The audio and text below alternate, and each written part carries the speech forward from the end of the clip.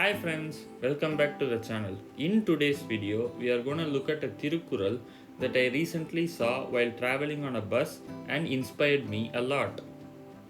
So, the Tirukural goes as தன்னெஞ்சு அறிவது பொய்யற்க பொய்த்த பின் தன்னெஞ்சே தன்னை சுடும். இப்போ இந்த திருக்குறள் புரியறதுக்கு அதுக்கு பொருத்தமான ஒரு கதையை பார்க்கலாம்.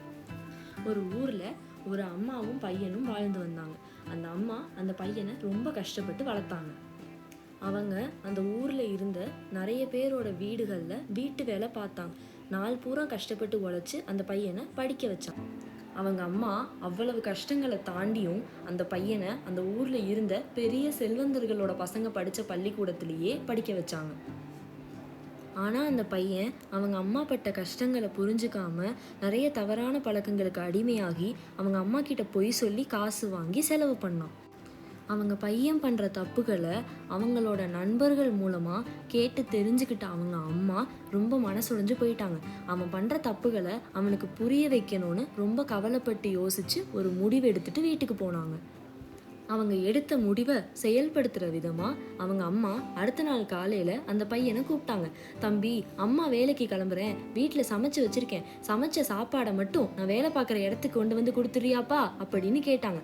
அந்த பையன், அதெல்லாம் என்னால் முடியாது, எனக்கு வெளியே வேலை இருக்குது, நீ ஏன் எடுத்துகிட்டு போமா அப்படின்னு சொல்லிட்டான். ஆனால் அவங்க அம்மா, நீ தானே தம்பி பணம் வேணும்னு கேட்ட, அதை அவங்கக்கிட்ட கேட்டிருந்தேன், அவங்க தான் முன்னமே வர சொன்னாங்க, அதுக்கு தான் போகிறேன், நீ வந்து கொடுத்துறியாப்பா அப்படின்னு கேட்டாங்க. அந்த பையன் தனக்கு பணம் கிடைக்க போகுதுன்ற ஆவல்ல, சரிம்மா நான் வரேன் அப்படின்னு சொல்லி அவங்க அம்மாவை அனுப்பிட்டான். அவங்க அம்மா சொன்ன நேரத்துக்கு சாப்பாடை எடுத்துட்டு வீட்டுக்கு போன பையன் வீட்டு வாசல்ல நிற்கும் போதே அவங்க அம்மாவை அவங்க முதலாளி திட்டுறதை கேட்டான். எவ்வளவு ஏச்சும் பேச்சும் வாங்கி அவங்க அம்மா பணம் சம்பாரிச்சு கொண்டு வர்றாங்க அப்படின்றத அவன் தெரிஞ்சுக்கிட்டான். தன் மேல இருந்த தவறுகளும் தான் சொன்ன பொய்களும் அவன் மனசாட்சியை உறுத்த ஆரம்பிச்சது. நல்லா படிச்சு பெரிய வேலைக்கு போய் அம்மாவை நல்லா காப்பாற்றணும்னு ஒரு உறுதி எடுத்தான். சில வருடங்கள் கழித்து அந்த பையன் நல்ல நிலைமைக்கு வந்த அப்புறம் அவங்க அம்மா அவனை பாராட்டி பேசும்போது அவன் மனபாரம் தாங்காமல் எல்லா உண்மையும் அவங்க அம்மா கிட்ட சொல்கிறான். அவங்க அம்மா அதெல்லாம் தனக்கு ஏற்கனவே தெரியும்னோ, அதனால ஒன்றும் இல்லை, திருந்தினது நல்ல விஷயம்தான் அப்படின்னு சொன்னதுக்கு அப்புறமா தான் முதல் முறையாக தனக்குள்ள ஒரு நிம்மதி வந்ததை அவன் உணர்ந்தான். நம்மளும் நம்ம வாழ்க்கையில் முடிஞ்ச அளவுக்கு உண்மையாக இருந்து நம்மளே நிம்மதியாக வச்சுப்போம். இதுதான் அந்த குறளோட அர்த்தமும் இந்த கதையோட பொருளும்.